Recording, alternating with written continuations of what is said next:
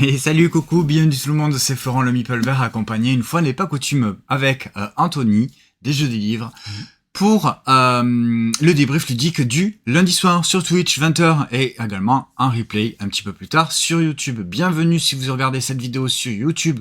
N'hésitez pas à venir le lundi soir à 20h sur Twitch, également le samedi matin à 11h pour les sorties de jeux de société. Donc là, le principe du débrief ludique, c'est quoi? Tout simplement, ensemble, on va parler des jeux de société auxquels nous avons joué, tout simplement. Voilà. Alors, on va commencer de suite. Le principe, vous connaissez peut-être. On va sur MyLudo pour voir un petit peu la fiche de chaque jeu, pour avoir donc les informations, notamment pour ce premier jeu, donc que je n'ai pas en physique, donc je vais pas pouvoir vous le montrer puisque samedi nous étions à un festival de jeux, un tout petit festival qui a lieu dans la commune de Cabestany, à côté donc de chez nous, Perpignan. Toute la journée, le matin c'était la bourse aux jeux où on a participé un petit peu, et l'après-midi on a également un petit peu joué, pas beaucoup, mais on a quand même eu la chance de pouvoir jouer donc à ce premier jeu que je vais vous montrer tout de suite en allant sur l'écran de chez MyLudo. C'est pas celui-là. Hop, je vais me mettre ici. Et donc c'est les potions d'Azerland. Un petit peu en exclusivité puisqu'il sort le 25 avril. Donc Lucky Duck a eu la gentillesse de proposer ce jeu-là à l'association donc qui gère ce festival. Et donc il était jouable sur ce festival. Et donc ouverture du festival 14h, on fait un tour des différents lieux parce que ça se déroule sur plusieurs espaces dans le centre culturel donc de cette commune. Et donc pas beaucoup de monde encore à 14h. Et là on voit une table vide. Les potions d'Azerland, on n'a pas sauté, on n'a pas attendu beaucoup pour s'asseoir. Go direct. Ouais, on est allé direct s'installer sur la table. On a joué à 3 joueurs et quelqu'un est venu nous expliquer de suite les règles du jeu. Il connaissait très bien le jeu, donc les règles du jeu relativement assez simples en fait pour les potions d'Azerland. Donc vite fait, donc les potions d'Azerland, vous voyez, qui se jouent à partir de 1 joueur jusqu'à 4 joueurs à partir de 14 ans, des parties d'environ 1h30. Oui. À peu près, ouais, oui. c'est ça, Oui, ça se tient. Donc il sort le 25 avril aux alentours de 45 €. C'est Lucky Duck Game qui nous propose ça en français, c'est distribué par Neoludis, c'est un jeu de Graydon Baker et illustré par Andrew Bosley. Oui, très très joli. Et oui, moi, Andrew Bosley, c'est un illustrateur que j'aime beaucoup. Et on aura l'occasion de reparler d'Andrew Bosley un petit peu plus tard dans cette émission, puisqu'on va vous présenter un autre jeu également, illustré par Andrew Bosley. Bon, déjà, la couverture, ça donne envie. Voilà, donc là, Andrew Bosley reste un petit peu dans ce même univers donc que Everdell. D'ailleurs, j'ai la boîte qui est ici, je peux vous la montrer comme ça, je sais pas si on va bien voir. On retrouve vraiment un petit peu les mêmes illustrations avec un petit peu le même univers que Everdell, sauf que là il n'y a pas d'animaux qui vont construire leur village et recruter des personnages. Mais ça se passe toujours dans une forêt magique. Exactement. Donc nous sommes des apprentis magiciens ou des alchimistes, appelez ça comme vous voulez. Nous allons tout simplement préparer des potions et nous sommes dans la forêt de Azerland. Voilà, ça c'est pour le pitch. Donc nous sommes des apprentis alchimistes, moi j'ai envie de dire un petit peu, puisqu'on va préparer donc ces potions. Ces potions, qu'est-ce qu'on va en faire? Eh bien on va tout simplement essayer de les vendre en tout cas à des clients. Alors comment ça va se dérouler? Tout simplement, la phase principale, et c'est un petit peu l'originalité du jeu, il y a plusieurs actions dans le jeu. Donc récolter des ressources, créer des potions, aller sur le marché pour acheter des ressources en plus. Qu'est-ce qu'on avait également comme action? Faire les potions. Faire les potions. Enfin, vendre les potions. Et vendre les potions, voilà. Mais ces actions, elles sont définies dans un ordre. Donc le premier, c'est récolter des ressources, et puis etc. etc. Et alors je sais pas si on va pouvoir le voir sur les photos, mais on a chaque joueur va avoir un petit plateau comme on voit ici, dans laquelle en fait on va glisser des petits panneaux, et ces panneaux, bien, ils sont numérotés de 1 à 5. Et donc tout simplement, eh bien, si je souhaite faire l'action de récolter en premier, je vais mettre mon numéro 1. Oui. Parce qu'on a des plaquettes de priorité par rapport aux autres. Priorité par rapport aux autres. Donc, une fois qu'on aura fait tous ça, donc on aura classé en fait nos priorités dans cette petite plaquette. C'est-à-dire que si je veux faire le premier la récolte, c'est-à-dire que si c'est moi qui fais effectivement le premier, eh bien je vais pouvoir en récolter beaucoup plus. Par contre, si je suis en dernier, je vais en récolter moins. Donc, d'où l'ordre en fait de priorité. Et ensuite, suivant le reste de plaquettes qui me reste, je vais l'organiser comme je souhaite en fait dans l'ensemble des actions. Donc là, par exemple, alors sur cette manche en cours, le joueur vert, par exemple, celui-ci, il a décidé de faire cette action en deuxième. Oui. C'est pas sa priorité numéro 1, parce que sa priorité numéro 1, ça serait celle-ci, ça serait de, je sais plus, vendre ou faire une potion, je ne sais plus l'ordre en tout cas. Donc, une fois que tout le monde a fait ça, on va mettre en commun. Et là, on va comparer tout simplement les valeurs pour la première action. Celui qui a la valeur la plus faible, donc le numéro 1, va pouvoir collecter plus de ressources que les autres, et etc. Donc, par exemple, à 3 joueurs, celui qui a la priorité en numéro 1 va pouvoir collecter 4 ressources. Le deuxième... Jeter 4 dés. Oui, jeter 4 dés et collecter les ressources du dé. Oui. Le deuxième va lancer que 3 dés et le dernier, troisième, va en lancer que 2. Oui. Voilà. Bon, après, il y a plein de petits trucs qui vont nous permettre d'améliorer, de lancer des dés supplémentaires ou de collecter des ressources supplémentaires. Mais la base, c'est ça. Donc, on va collecter des ressources. Ensuite, on va pouvoir étudier, c'est ça. Étudier, ça se passe sur cette petite piste-là, en fait. Ah, oui. Une petite piste que chacun va pouvoir faire, parce que ça, c'est son plateau perso, pour améliorer un petit peu nos actions, et etc. Oui, oui. Qui vont nous permettre donc par la suite, donc, de créer des potions qui, pareil, suivant l'ordre de préférence qu'on a mis, si on est premier, on va pouvoir créer jusqu'à 4 potions. Celui qui est en deuxième ne pourra en créer plus que 3, et celui qui est en troisième ne pourra en créer plus que 2, etc. Donc vous avez compris le principe, c'est-à-dire que plus je veux faire l'action en priorité, c'est-à-dire de la faire plus et mieux, plus je vais mettre une valeur petite, le numéro 1, quoi. Mais après, il y a un système d'égalité qui peut être départagé un petit peu à la façon, effectivement, de Nidavellir. C'est-à-dire qu'après, on a des tuiles, le petit chaudron comme ça, qu'on va pouvoir s'échanger pour départager les égalités si plusieurs personnes ont mis la même valeur de priorité. Et ça, c'est vraiment le twist principal. Oui, parce que ça se fait, évidemment, ça se fait secrètement, donc on ne sait pas ce que les autres vont mettre. Est-ce qu'ils vont vouloir faire ça en priorité? Est-ce que je me mets en priorité pour essayer de le faire en premier, d'en avoir plus? Ou est-ce que je temporise? Ou est-ce que je me dis, mais lui, il va vouloir le faire en premier, ça sert à rien, parce que moi, avec simplement moins de ressources, je vais arriver à m'en sortir, etc., etc. Donc, on va collecter des ingrédients. On va pouvoir les transformer pour en faire des potions, on va pouvoir gagner des pièces, on va gagner également des petits jetons apprentis qui vont nous permettre d'améliorer nos actions. Ces ressources, ces potions, pardon, eh bien soit on va pouvoir les vendre, eh bien tout simplement à un client, à des clients qui sont disponibles dans le marché, donc sur le plateau ils sont placés ici. Donc ça va nous rapporter donc des points, mais ça va également nous rapporter soit des actions immédiates, soit des actions tout au long de la partie, ou soit des bonus ou des points de fin de partie. Oui. Donc c'est relativement assez classique en fait au niveau du scoring et de la transformation de ressources et de la vente de ressources. Mais également ces petites potions là, on peut également, au lieu de les vendre, on peut les boire.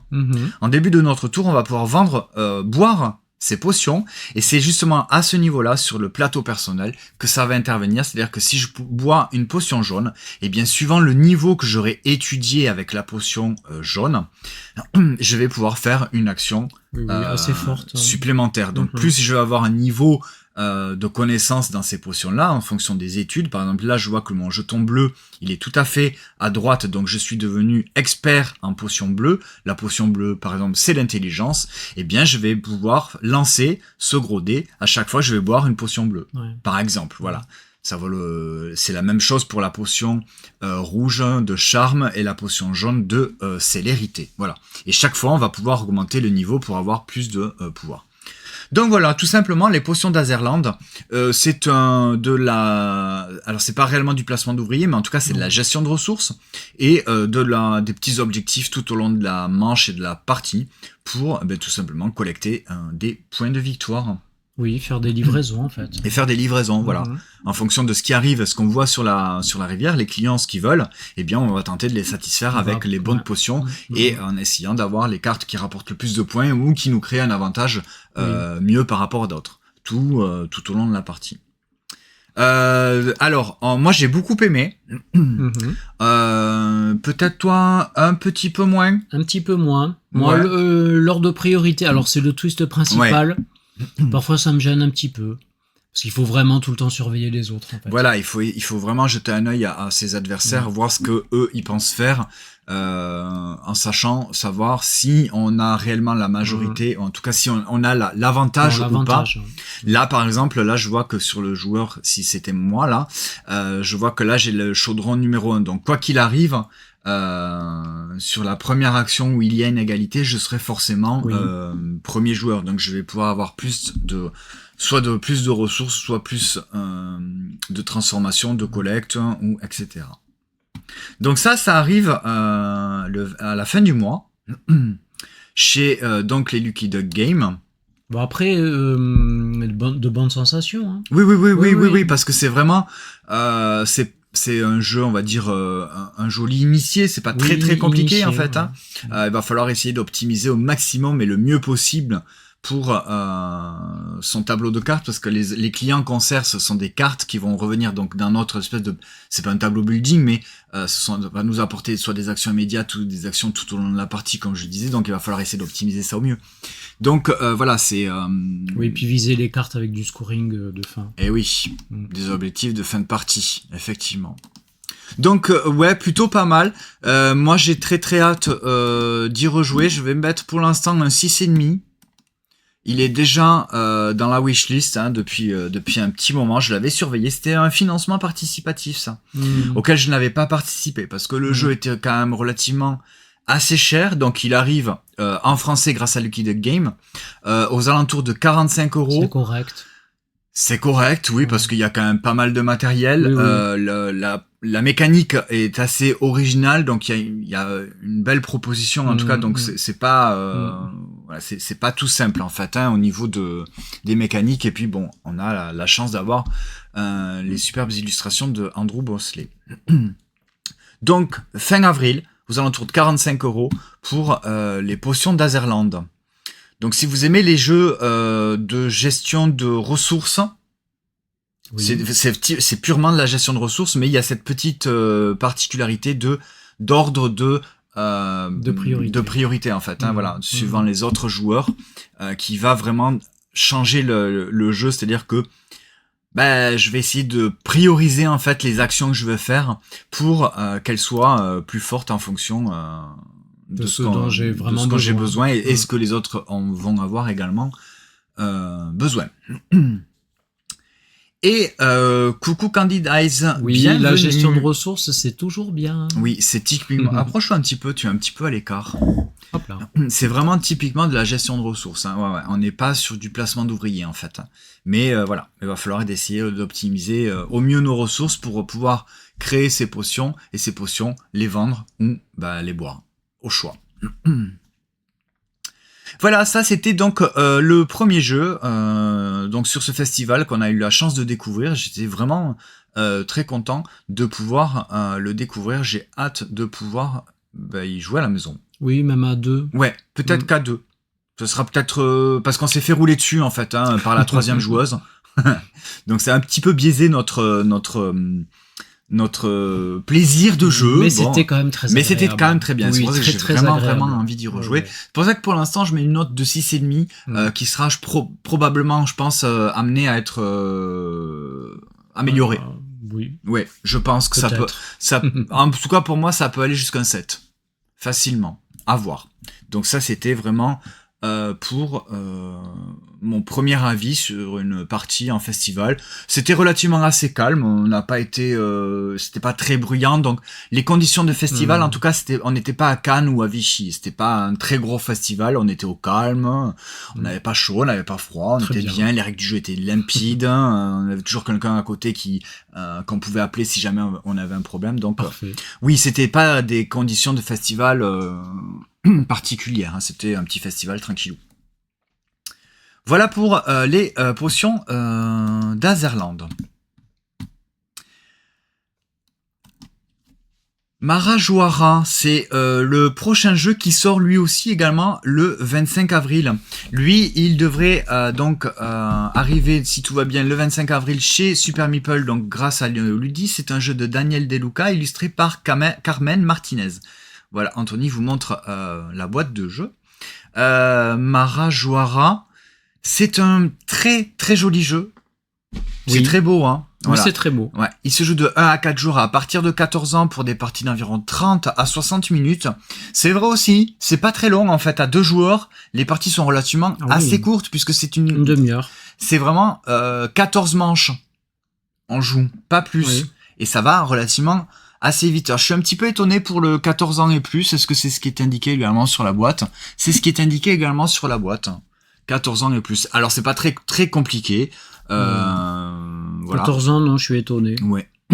Alors, faut savoir que donc la boîte, en fait, vous voyez, ça c'est la boîte de jeu et elle se déplie, qui donne donc directement le plateau de jeu.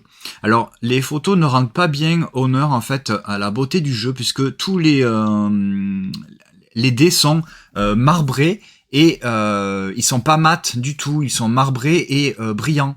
Donc c'est des très jolis dés. Le pitch du jeu, c'est nous sommes des archéologues et nous allons tenter de faire des fouilles sur le plateau ici pour bien tenter de retrouver des vases de civilisation un petit peu anciennes.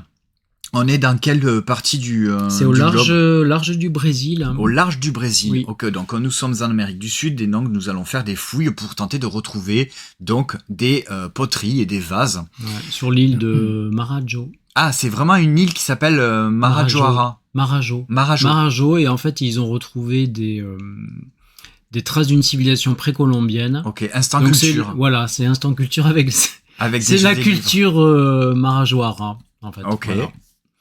Avec des poteries bien distinctives. Ok. Donc nous, on va chacun incarner en fait un archéologue. On va essayer de tirer son épingle du jeu. Et bien tout simplement, comment on va faire? On va tenter de récolter des dés. Donc chaque couleur de dés, donc il y a le bleu, le rouge, le jaune et le noir. Chaque couleur de dés a une spécificité particulière. C'est-à-dire que par exemple les bleus, comme on le voit pas très très bien, mais on voit ici en fait les dés bleus qu'on va récolter, on va les positionner sur cette partie-là. Les dés rouges, on va les positionner sur cette partie-là. Et les dés jaunes, on va les positionner sur la dernière partie à droite. Les bleus, en fait, ça va nous permettre tout simplement de recréer une poterie. Ce sont des morceaux de poterie brisés qu'on va tenter de rassembler sur cette partie-là. Donc, il va falloir respecter des contraintes de valeur et de nombre de dés pour, en fait, repositionner les petites fragments de vases, de poterie sur notre plateau. En fonction des valeurs, effectivement, voilà, ça va dépendre de quelle partie du vase on va pouvoir confectionner. La partie en rouge ici, ce sont pour exposer en fait les vases qu'on aura trouvés sur le plateau principal, qu'on aura reconstruit, restauré. Voilà, qu'on aura restauré effectivement. Donc là, voilà. Ça va être, il y en a 5 qu'on va pouvoir exposer. Donc à chaque fois qu'on expose un vase, ça va nous faire des points en fonction de la case, de la valeur du dé. Mais pour pouvoir restaurer donc effectivement un vase et l'exposer, eh bien il va falloir payer. Mais surtout pour l'exposer, il faut payer en or. Voilà, et cet or-là, eh bien tout simplement, ce sont les dés jaunes. Donc si par exemple j'ai un dé rouge de 2, donc ça veut dire que je vais pouvoir payer une poterie, restaurer une poterie en payant 2 d'or, donc jaune, Oui. et l'exposer. Par contre, 2, c'est pas beaucoup, donc ça me rapportera 4 points. 4 points. C'est la C'est valeur la valeur du du 2 2 fois multiplié par Par deux. Par 2, toujours. Je me Mhm. souviens plus. Voilà. Donc, si on a un dé de 6 rouge, il va falloir avoir un dé jaune Ou rouge, plusieurs. ou plusieurs, ouais, d'une valeur de 6 pour pouvoir payer. Et donc, ça me rapportera donc 12 points. Oui, plus Six, les petits bonus Plus, d'emplacement. effectivement, plus les petits bonus. Et donc là, bon, les dés jaunes, ce sont les dés d'or, enfin de monnaie en tout cas, Ouais. pour payer. Comment on fait pour aller récupérer ces dés? Eh bien, ça se passe sur le plateau principal qui est ici. Eh bien, pour récupérer un dé, tout simplement, je vais prendre un dé, je vais sauter par-dessus un autre dé, et le dé que j'ai sauté, eh bien, je vais le récupérer, tout simplement. Il est capturé. Je garde la face du dé qui est sur le plateau, je le positionne à la même face sur mon plateau. Par contre, le dé que je me suis servi pour sauter par-dessus, eh bien, il va augmenter de 1. Donc, au fur et à mesure de la partie, les dés du plateau vont prendre en valeur, parce qu'au début, ils sont tous à 1, la valeur de 1 sur le dé. Et au fur et à mesure, eh bien, les dés, voilà, vont être augmentés, donc ce qui va nous faire plus de dés de plus forte valeur, soit pour exposer, soit pour payer, soit pour reconstituer nos vases. C'est tout simple. C'est c'est très relativement simple. assez simple. Après, il y a les dés noirs dont je vous ai pas parlé. Oui. Les dés noirs, ce sont tout simplement des dés on va pouvoir les dépenser pour Avancer sur des pistes. voilà, c'est ça. Ça va être des pistes d'amélioration qui vont nous faire gagner des points, Des bonus. des valeurs de dés, etc., etc. Donc ça, c'était pour Mara Joara. Donc on n'a pas énormément de photos. On vous en parlera sur Instagram. Hein. Je pense qu'Anto il va le faire probablement avant moi. Bientôt. Ouais. Qu'est-ce qu'on en a pensé de Mara Joara? Est-ce que je te laisse commencer peut-être toi, du coup, parce que tu as peut-être. Je pense que j'ai plus apprécié que toi. Moi, d'ailleurs, bon, le thème me plaît beaucoup. Alors le thème, voilà, le thème est quand même pas mal. Le matériel est quand même relativement assez ouf. Le matériel est vraiment très beau. La boîte de jeu en fait qui s'ouvre et qui fait directement le plateau de jeu. Oui, c'est vraiment très beau. La manipulation des dés, j'adore. Après, moi, j'aime cette simplicité. Les règles sont très faciles à appréhender. Moi, j'ai bien aimé. Ça m'a manqué un petit peu de challenge. Voilà, je reconnais que c'est simple, c'est très agréable. Ça manque un peu de, je sais pas, d'un petit quelque chose quand on y joue à 2. Voilà, je pense qu'à plus, on va plus se gêner, ça sera moins simple. Ouais. Là, j'ai trouvé ça un peu simple. Effectivement, c'est mais j'ai passé un très bon moment. C'est le plus gros reproche que moi perso je pourrais faire sur ce jeu-là, c'est que à 2, ça manque un peu. Il y a quelque chose qui tourne pas vraiment bien. J'aurais aimé que il y ait une mise en place différente ou un plateau qui puisse avoir une configuration pour 2 joueurs, puisque ce sont à 2 joueurs ou à 4 joueurs, c'est exactement la même configuration. Et à 2 joueurs, on n'a que 14 tours, ça va très vite. On prend 14 dés. Et donc en fait, il y a pas le temps, il y a pas vraiment cette sensation de monter en puissance. C'est-à-dire qu'on reste toujours avec des petites valeurs de dés et ce que voilà, donc il y a cette mise en place à 2 joueurs que j'aurais aimé que ce soit un petit peu fait pour pouvoir jouer à 2. Ça se joue très bien à 2, mais voilà, ça manque un petit peu de montée en puissance. Et alors, quelque chose que moi, je ne supporte pas, mais vraiment, ça, c'est le gros problème. Mais ça, encore une fois, c'est un ressenti très personnel. Peut-être que vous, ça ne vous dérangera pas, ou au contraire, vous allez adorer ça. Mais moi, je déteste l'opportunisme.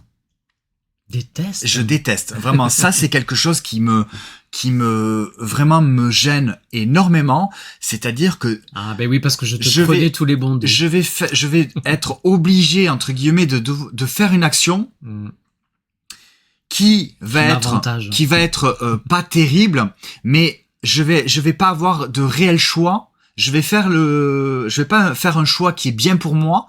Je vais faire un choix qui est le moins bien pour mon adversaire. Oui.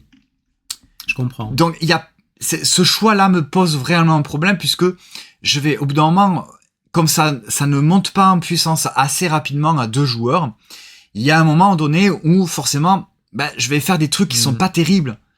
Mais si je fais des trucs qui autres, eh bien, mon adversaire va prendre le gros avantage. C'est-à-dire que si je déplace un dé pour prendre un autre dé, eh bien, je vais créer l'opportunité à mon adversaire de prendre le dé que j'ai déplacé, de le prendre, alors que moi, j'aurais voulu le prendre, mais comme à chaque fois, ils sont améliorés, les dés, ils gagnent en valeur. Et donc, cette opportunité que je laisse à mon adversaire, sans vraiment avoir le choix, eh bien, moi, ça me pose réellement un problème, c'est-à-dire que un exemple tout bête, je vais faire une action, je prends un dé, je le fais sauter par-dessus, donc le dé il prend une valeur, le dé que je récupère va me permettre de faire une action qui peut-être va m'en rapporter, je sais pas, 4 points, voilà. Mais le dé que j'ai laissé à mon adversaire, lui il va le prendre, et ce dé-là, eh bien ça va lui permettre de gagner 10 ou 15 points d'un seul coup, grâce à ce que moi j'ai dû faire. Et ça m'a vraiment, sur la dernière partie, on en a fait plusieurs, sur la dernière partie qu'on a faite, ça n'a pas été possible. Vraiment, je me suis, mais vraiment agacé. Ça m'a vraiment, saoulé. J'ai vraiment détesté la dernière partie qu'on a faite. Alors, je dis pas que je vais pas y rejouer parce que on va y rejouer. Ah oui, il est bien le jeu. On va y rejouer à 4, c'est sûr. Mais j'aimerais vraiment que Super Meeple nous propose, alors j'ai pas fouillé, peut-être que sur BGG il y a des mises en place spécifiques pour 2 joueurs et tout. En tout cas dans la règle du jeu il y en a pas.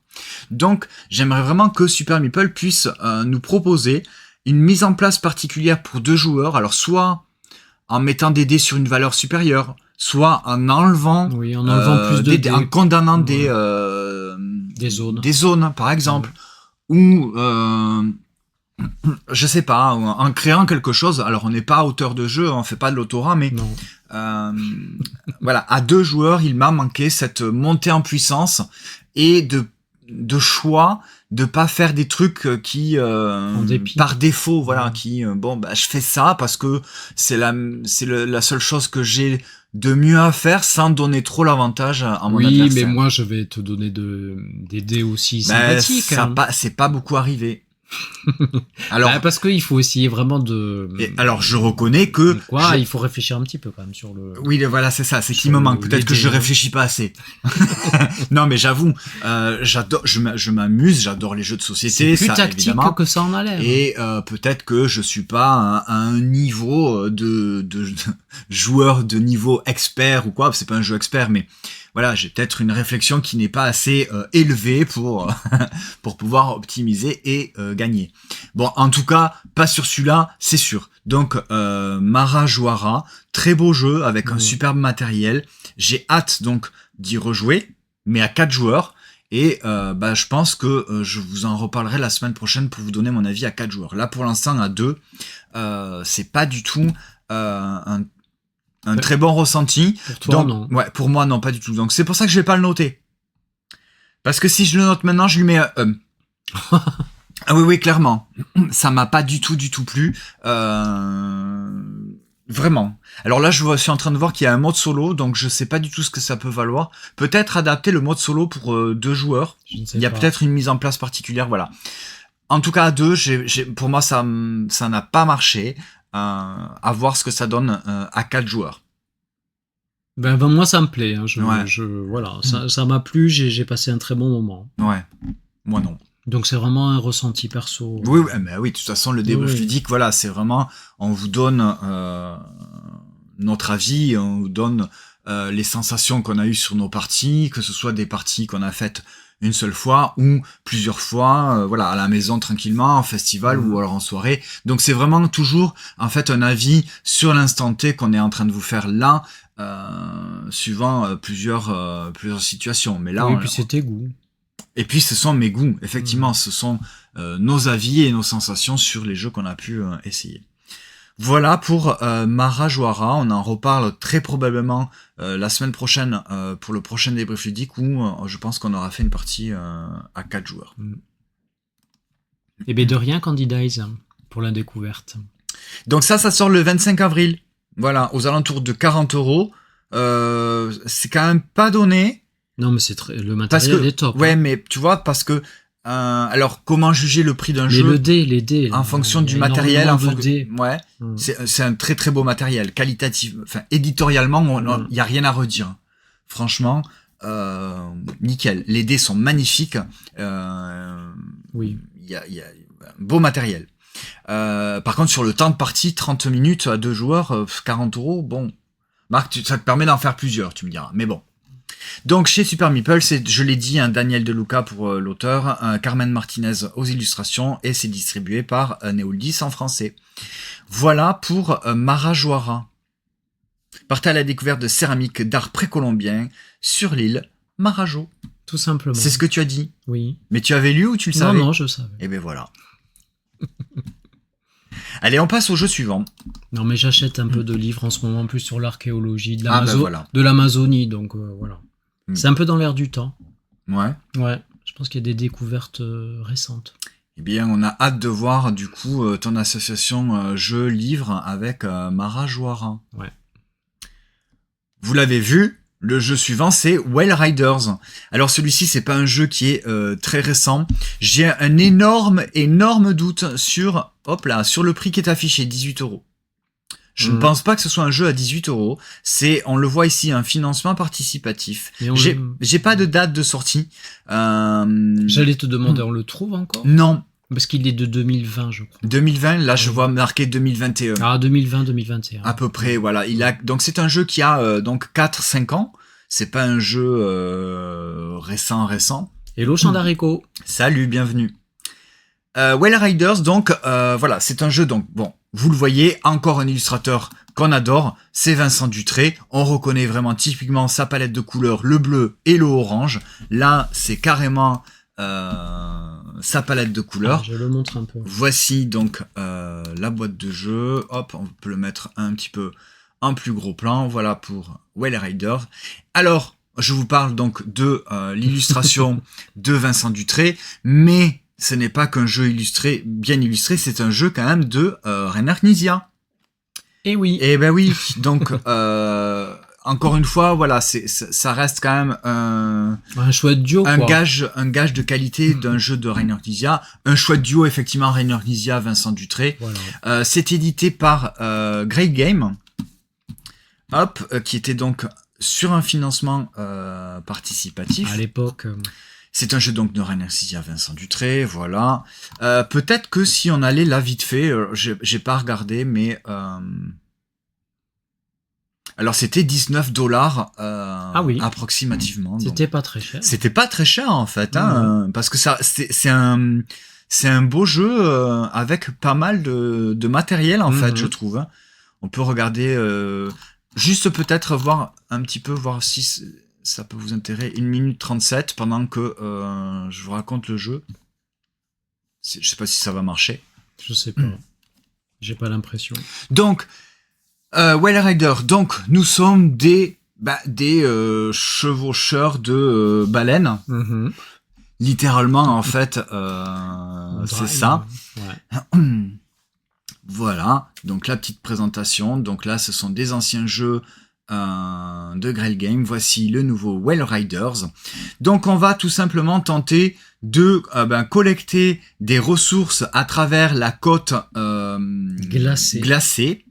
Voilà, dans un univers un petit peu post-apocalyptique. Voilà, où les baleines, orques, dauphins ou tout type de cétacés en fait nous servent de chevaux, on va dire ça comme ça. Ouais, de monture. De monture, effectivement, voilà. Pour aller de port en port, on va se balader sur un plateau. On va faire tout simplement un aller-retour pour tenter de collecter donc ces cartes-là et de de satisfaire des espèces de commandes qui vont nous permettre de gagner des perles. À la fin de la partie, celui qui a le plus de perles, tout simplement, eh bien, est déclaré vainqueur. Donc, on va prendre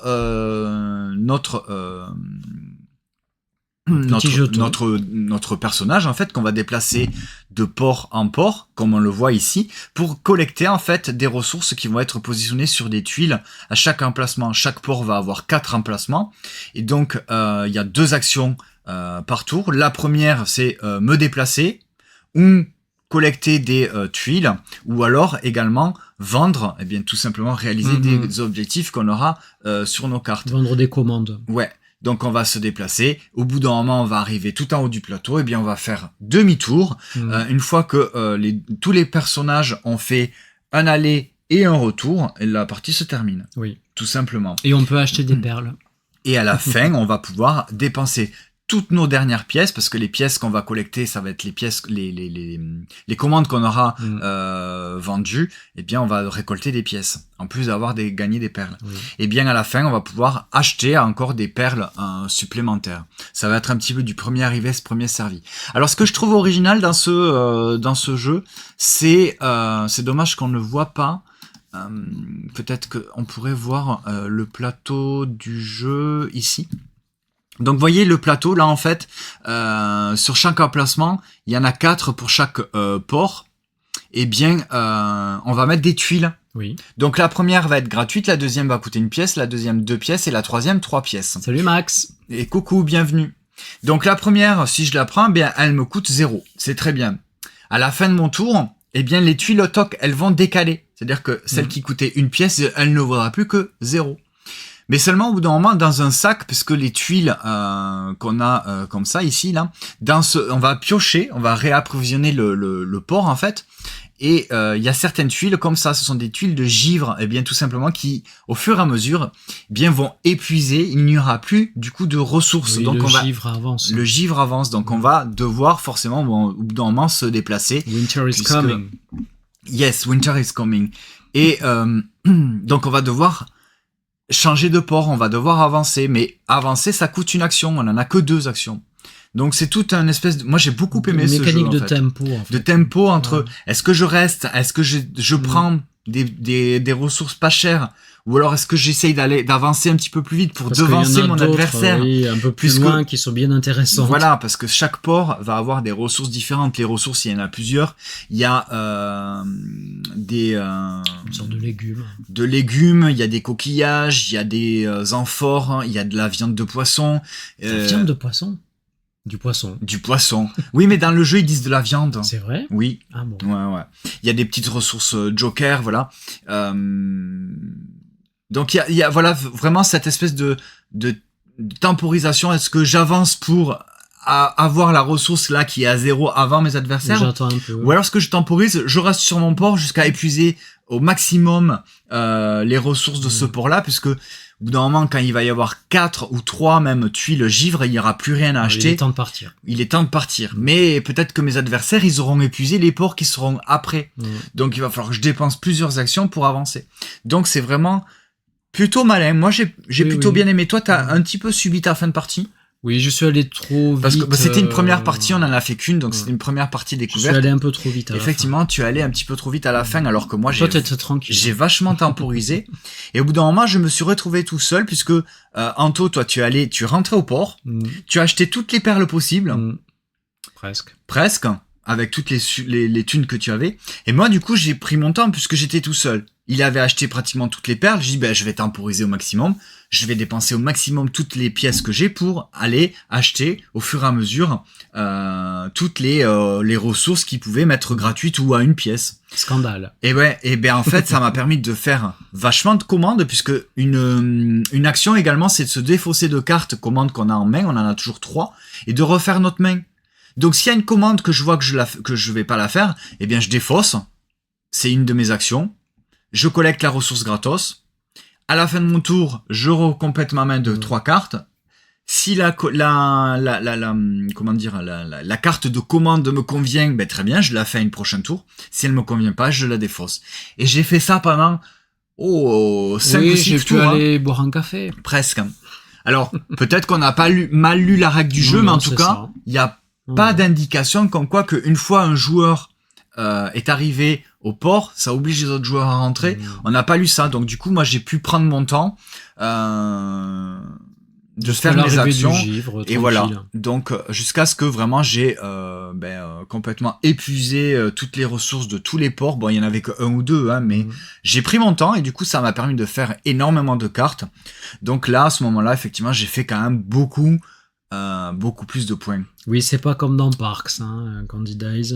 Parks, pourquoi? Ben oui, parce que après, il faut que le premier arrivé, ça met fin à la partie. Ah, ouais. Non, là, en tout cas, on n'a pas vu ça dans la règle, donc voilà. Ouais. Donc j'ai pu prendre mon temps. Voilà. C'était très cool.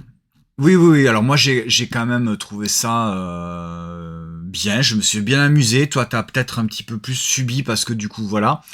Donc on voit sur la campagne en fait que le jeu est alentours de 13 dollars, c'est des dollars australiens. Donc oui, c'est mais pas The tout à fait. Card Game. Ah, The Card Game, mais je vois que c'est alors attends. 28 dollars australiens, mais c'est pas les mêmes prix, c'est 19 dollars américains. Oui, voilà, 19 $. Donc allez, c'était pas cher. C'est vraiment en fait aux alentours de 20 euros. Donc c'était pas très cher. Il a été livré en avril 2021. Voilà. Donc il est pas dispo en tout cas sur les boutiques Ludum, Philibert, etc. Moi je l'ai pas vu en tout cas, mais 18 euros c'est à peu près c'est à peu près ce prix-là. Alors pour la petite info, j'ai eu la curiosité de regarder sur Vinted. Donc il est dispo en français sur Vinted. Si ça vous intéresse, il est aux alentours de 45 à 50 euros. Voilà. C'est abusé quoi. Vinted, mais allô. Bref. Donc nous c'est un jeu qu'on avait, on n'avait pas participé, hein, on l'avait trouvé sur dans une bourse au jeu. Dans une bourse au jeu où on avait trouvé ça dans une bourse au jeu. Ah ouais. Genre à Toulouse. Oui, oui. Ok. Tu te souviens combien tu avais payé? Non. Pas cher. Non. Mais en tout cas, voilà, c'est un jeu de Rainer Knizia et Vincent Dutré. Même si tu connais pas le jeu, c'est vrai que je me vois très bien, en fait. J'imagine très bien la situation d'être dans une bourse au jeu, voir un très beau jeu illustré par Vincent Dutré, un jeu de Rainer Knizia. J'ai pris. Bah, voilà. Même si tu l'as en bourse au jeu d'occasion ouvert à 20 euros. Non, c'était pas très cher. C'était certainement pas 20 euros, mais en tout cas, voilà, je pense que tu n'hésites pas trop. Du coup, si vous tombez sur Well Riders sur Vinted, n'y allez pas parce que c'est 45-50 euros, c'est de la spéculation, c'est atroce. C'est pas possible. En sachant que je pense que même vous allez pouvoir le trouver en d'autres langues. Il n'y a pas besoin, il y a pas de texte sur les cartes, sur le jeu en lui-même, il y a que la règle du jeu. Donc bon. Voilà. Prochain jeu. Le prochain jeu, déjà, on met quand même une note pour Well Riders. Ah oui, c'est vrai. Allez, moi je mets un petit 6,5. Oui. Ça pourrait mériter un 7. Non. Mais bon, allez, on va rester sur 6,5. En tout cas, moi j'ai passé un très bon moment, je me suis bien amusé. J'ai trouvé ça très malin, ce tempo qu'il faut respecter. Et c'est en même temps une course, mais il faut pas aller trop vite. Et ouais, parce que sinon on passe à côté de choses et on a le droit qu'à un aller-retour. Si on va trop vite, ben on va pas faire assez de points. Voilà, donc ça c'était pour Well Riders. Alors, je regarde un petit peu. Salut Chandarico, salut Max, bienvenue. J'espère que tout le monde va bien. N'hésitez pas à marquer un petit commentaire si vous êtes là pour dire ce que vous pensez, si ça vous donne envie, si vous avez déjà joué au jeu, etc., etc. Il ne faut pas hésiter. Alors, le prochain jeu, c'est Well Riders, c'était un financement participatif auquel je n'ai pas participé. Mais le prochain jeu, oui. J'ai participé à ce financement participatif et encore une fois avec un illustrateur dont on ne peut pas passer à côté. En tout cas, moi perso, Andrew Bosley, c'est probablement mon illustrateur favori. Alors, attention sur celui-ci. Je vais le mettre en gros. Donc, de loin comme ça, voilà, Andrew Bosley, moi je l'adore. On reconnaît vraiment typiquement les lapins illustrés par Andrew Bosley, mais alors la tête du gars au milieu, lui il fait peur. Il fait peur quand même. Hein. Je sais pas ce qui lui est passé par la tête à Andrew Bosley, mais voilà. Mais je trouve ça très très fun. Il y a un tapis, donc j'ai pris forcément l'édition KS, machin, avec tous les stretch goals, le tapis de jeu, voilà. C'était relativement pas très excessif. Du coup voilà, je me suis fait plaisir sur un jeu qui pour l'instant je ne sais pas s'il sera disponible en boutique. En tout cas il n'est pas prévu. Donc c'est édité par Rus Game. L'auteur c'est également le gars qui tient sa maison d'édition, hein, c'est Gim. Et illustré par Andrew Bosley. Voilà. Juste une petite aparté, je vous conseille d'aller voir Rus Game sur Instagram notamment. Son prochain jeu, je l'attends avec impatience aussi. Ouais, c'est un jeu j'aime beaucoup les illustrations. Alors c'est pas de Andrew Bosley, mais on va aller jeter un petit coup d'œil. on parle de Bunny Boom et on va les regarder un petit peu après. Donc, Bunny Boom, c'est un jeu qui était disponible en français et en anglais, puisque Guim, l'auteur, c'est un auteur québécois. Donc, il a fait son jeu en anglais et en français. Okay. Voilà. C'est l'invasion des lapins et en fait c'est tiré d'un fait réel. C'est Pâques. Non, d'un fait réel qui s'est produit en Australie. Où il y a comme ça d'une façon un petit peu inexpliquée, mais en tout cas un truc incroyable, c'est que les lapins se reproduisent très rapidement. Oui, et il y a eu cette espèce de prolifération de lapins dans un village en Australie. Donc après, bon, je saurais plus exactement vous resituer le contexte, mais je sais que c'est tiré d'un truc réel. Donc dans Bunny Boom, voilà, on est des villageois et on va tenter de refourguer les lapins à son adversaire et d'en avoir le moins possible dans notre terrain. Et c'est relativement assez simple. Alors, oui, Max, il avait hésité à pledger, puis finalement, non. Non, il a pas pledgé. Il a pas pledgé. Bon. Alors, c'est du 14 ans et plus sur Maludo. Faut peut-être pas exagérer, parce que franchement, c'est pas du tout, il y a les pouvoirs des cartes. Bon, alors, sur la boîte, c'est du 12+. Hein. Donc, 2-4 joueurs à partir de 12 ans pour des parties d'environ 45 minutes. Nous, on a fait une partie, je pense, en 30 minutes. Oui, même grand maximum, mais à 2. Bon. C'est très joli, mais c'est pas. Et non, ça manque un petit peu de quelque chose. Alors je suis pas du tout déçu. Fou, hein. Alors je suis pas du tout déçu parce que bon, forcément, tu vois, je vais pas dire c'est nul. Non, parce que forcément, c'est un jeu que j'ai acheté, que j'ai pledgé, que j'attends depuis un petit moment. Donc forcément, tu as un biais cognitif. Voilà, c'est ça. Comme diraient certains, j'ai un biais cognitif avec ce jeu parce que déjà je l'adore. Mais non, mais c'est Andrew Bosley. Moi, je peux pas ne pas aimer un jeu d'Andrew Bosley. Oui, voilà. C'est mignon. Et Guillaume, de son prénom, est un gars avec qui j'ai discuté sur Instagram, qui est un gars très sympa, qui est très accessible. Voilà. Mais je dois avouer que le jeu, en tout cas à 2 joueurs, je pense qu'il prend plus de saveur à 3 ou à 4. Mais à 2 joueurs, il m'en manquait un petit peu quelque chose. La mécanique, le principe est plutôt original, c'est plutôt sympa quand même, tu vois, de la mécanique. Mais à 2, bon, peut-être un peu moins. On va te voir tout simplement jouer des cartes sur... Alors, est-ce que je peux vous montrer le dos de boîte? Même pas. Il n'y a pas de photo? Non, il n'y a pas de photo. Sur la règle du jeu, je pense que je vais pouvoir vous montrer un petit peu les photos. Ça va peut-être pas être l'idéal. Il y a même pas. Bon.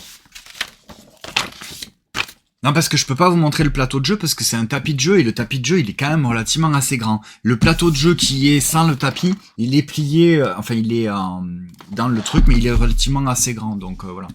Hop, je vais me mettre ici et je vais vous donner quelques petites explications.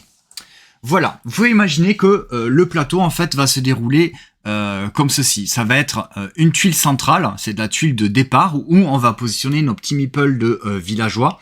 Le matériel est ouf, hein. Le matériel est incroyable quand même. Je vais vous montrer après. C'est beau. Donc la tuile violette qu'on voit ici, qu'on voit peut-être pas très bien, j'aurais peut-être dû mettre la caméra de dessus, mais c'est pas grave. La tuile violette, c'est la tuile de départ où on va mettre nos personnages. À mon tour de jeu, je vais avoir 3 cartes en main.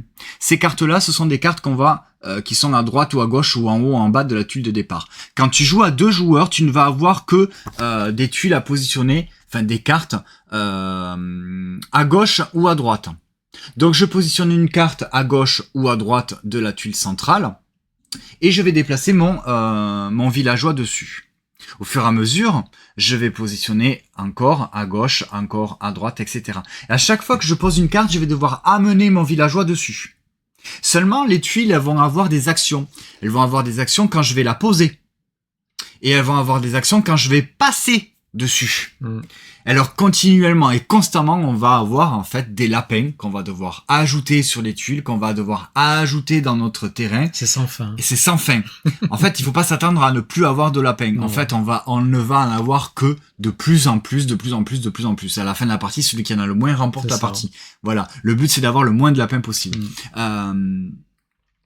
Et donc c'est quand même plutôt rigolo parce que tu peux quand même bien forcément piéger tes adversaires en les obligeant à jouer à un certain endroit. C'est-à-dire que en fait quand tu poses une carte, eh bien tu vas devoir, si tu poses une carte ici, mais que ton meeple, eh bien il est de l'autre côté, eh bien tu vas devoir traverser tout le village pour rejoindre l'autre tuile, et à chaque fois que tu vas passer sur une carte, eh bien cette carte va te dire, eh bien prenez un lapin, prenez 2 lapins, ou faites ci, ou faites ça. Donc forcément, ça va t'accumuler encore plus de lapins dans ta zone de jeu.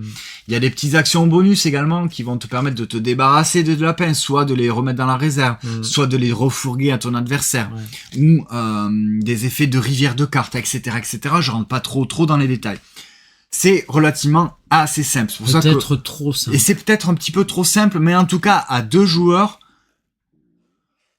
Mais on fait un peu tout le temps la même chose. Oui, on fait tout le temps la même chose. C'est vrai qu'effectivement, voilà, on fait un petit peu toujours la même chose. Mais je pense que le jeu, effectivement, prend plus de saveur à 3 ou à 4 joueurs. Puisque du coup, à 3 ou à 4 joueurs, eh bien, si on joue à 2, je vous disais, c'est sur une ligne droite.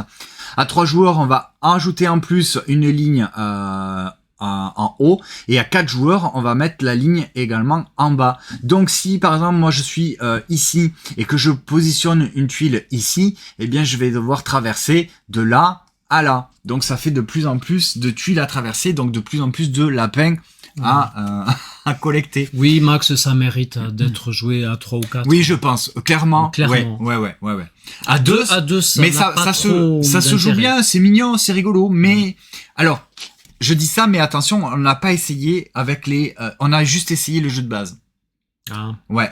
Okay. Il y a des variantes, en fait, auxquelles je n'ai pas joué pour une première partie. J'aime bien jouer sans les variantes. Peut-être qu'il faut les variantes directes. Mais je pense que oui, parce qu'il y a je le vois là, en fait, il y a des petites variantes, qu'on va pouvoir ajouter et incrémenter, en fait, sur les différentes parties.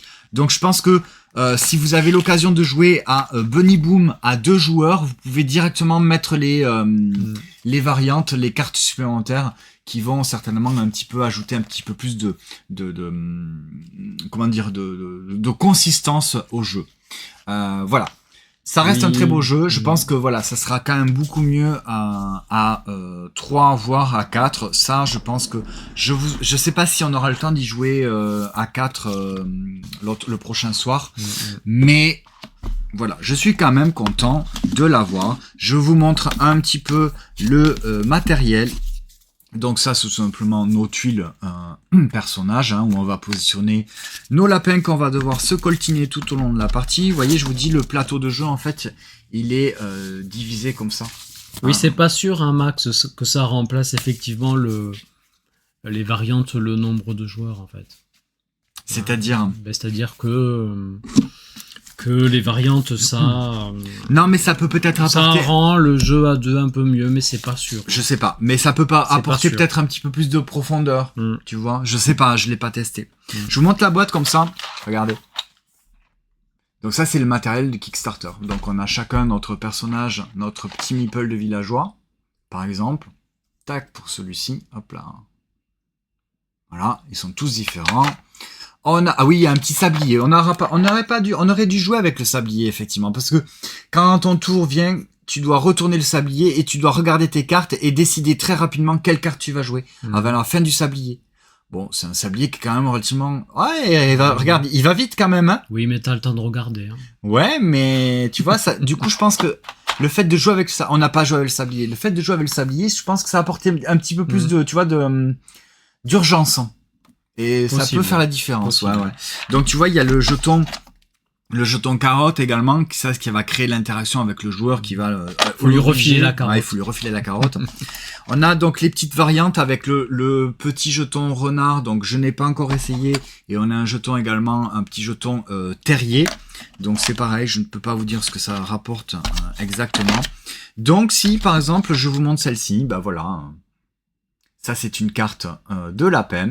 Quand je vais poser cette carte, l'effet de la carte de pose, c'est celui-ci. Eh bien, je vais pouvoir prendre 2 lapins de ma réserve, en fait, de mon terrain, et hop, je vais pouvoir le refourguer à 2 autres personnes. Donc ça, c'est l'effet de pose. Et de l'autre côté, ici, là, ici, c'est l'effet de pose, de passage. C'est-à-dire que quand je vais passer sur cette carte pour rejoindre un point A à un point B, eh bien, je vais devoir prendre un lapin. Cette tue-là me rapportera, on le voit ici, 3 points. Non. C'est quoi ça? Non. Je sais même plus ce que c'est, ces trucs, c'est quoi ça? Je sais plus. Bref. Et je vous passe les détails sur les petites icônes qu'on voit ici là, parce que au bout d'un moment, quand toute la ligne va être complète, on va pouvoir faire un deuxième étage, tout simplement en recouvrant les tuiles avec le même symbole. À partir du moment où il y a deux mêmes symboles comme ça, le terrain est clos, on ne pourra pas mettre d'autres cartes. Si c'est un autre symbole, on pourra continuer. Et puis voilà, après il y a les petits, alors c'est pas des game trays, mais bon, ça y ressemble avec les petits jetons de lapin. Donc là, c'est les valeurs 1 avec le lapin de la honte qui vaut 25. Et en fait, on va vite y arriver aux 25 lapins sur notre terrain. Voilà pour Bunny Boom. Voilà. Moi, je suis quand même content de d'avoir participé à ce jeu. En tout cas au financement participatif, voilà. C'est pas quelque chose que je fais souvent, de faire des financements participatifs, mais là voilà, je me suis fait un petit plaisir. Oui, c'est mignon. Mais oui, c'est du Andrew Bosley, et puis je dis voilà, c'est un éditeur, ouais, c'est un petit éditeur quand même qui a quand même qui quand même nous propose un jeu illustré par Andrew Bosley, tu vois, c'est pas rien. Donc je trouve, même pour un petit éditeur. Voilà. Bel effort. Et le tapis, il est juste à côté de toi, regarde, si tu veux le... Non, il n'est pas. Ah, j'ai non, dû le ranger. Ouais, je l'ai rangé. Voilà pour Bunny Boom, et on est encore sur notre tête. Hop, on va repasser comme ça. Oula, on ne me voit plus. Voilà pour Bunny Boom. Est très gros. Qui pour l'instant, voilà, je ne peux pas vous dire s'il est prévu d'arriver en boutique. En français, en tout cas, voilà. C'était financement participatif. Et on va passer au dernier jeu. Oui. Et ouais. Le dernier jeu, c'est Crafting the Cosmos. Donc, pouf, voici la bête. Une grosse boîte, un gros jeu qui pèse assez lourd. 2-4 joueurs à partir de 14 ans, c'est ça? C'est ce qui est indiqué sur la boîte aussi? Alors, 2-4 joueurs à partir de 14 ans pour des parties d'environ 60 à 90 minutes. Là, sur 60 à 120 minutes sur MyLudo. Ça sort début mai. Alors, j'ai pas la date exacte. Là, c'est début mai. C'est 2 mai, mais on n'a pas la date précise. Donc, dans à peu près un mois. Aux alentours de 80 €. Et oui. Ouais, alors si on va sur Ludum, on voit hein, donc sortie mai 71,90 €. C'est pas 80. Si vous avez les passes Ludovore avec 64,71 €, vous pouvez vous en sortir. Voilà, ça reste quand même une somme, hein, même si 70 pour 80, c'est pas voilà, c'est quand même beaucoup. Mais c'était vraiment quand même pas mal. Ouais, franchement, c'était vraiment bien. Alors, 14 ans et plus, peut-être, mais c'est pas un jeu expert du tout. C'est un bel initié quand même, on va dire. Oui, voilà. Initié. Ouais, alors je sais plus si maintenant on peut vraiment catégoriser les jeux comme ça, puisque en fait, ça va vraiment être en fonction des joueurs. C'est-à-dire que les joueurs qui ne jouent pas beaucoup, ça va être un jeu expert, voilà, presque inaccessible. Mais pour les joueurs qui jouent, c'est pas un jeu expert, c'est un jeu initié, voilà, un bel initié qui a une belle proposition ludique, on va dire, parce que nous allons jouer les. Moi, j'ai envie de dire on est des dieux. Et on va créer les cosmos, on va créer des nébuleuses, on va créer des étoiles, etc., etc. Voilà, devenez l'architecte interstellaire et jouez avec les lois de l'univers. On appelle ça des démiurges. Des démiurges, exactement. Oui. C'est un mot que tu as mis dans ta review d'aujourd'hui sur Crafting the Cosmos. Donc, si vous voulez voir la review de Des Jeux des Livres, c'est sur Instagram que ça se passe avec Crafting the Cosmos. Alors donc effectivement nous allons créer le cosmos avec ce jeu-là, et c'est un matériel de ouf. Voilà la photo, une photo qui représente bien. Donc ça, c'est c'est pas le plateau principal parce que on peut pas réellement appeler ça comme ça. C'est le centre de commande. C'est le centre de commande. Alors, on n'est pas à bord d'un vaisseau. J'aime pas trop dire ça, le centre de commande. On imagine, on est des démiurges et on a notre petit centre de commande. Voilà, c'est là où va se dérouler en fait les actions de tous les joueurs. Chaque joueur va incarner donc une couleur, là le rose, le vert, le bleu et le blanc. Et donc chaque bille représente un joueur. Donc ça, peut-être que c'est une mise en place de départ, je ne sais pas.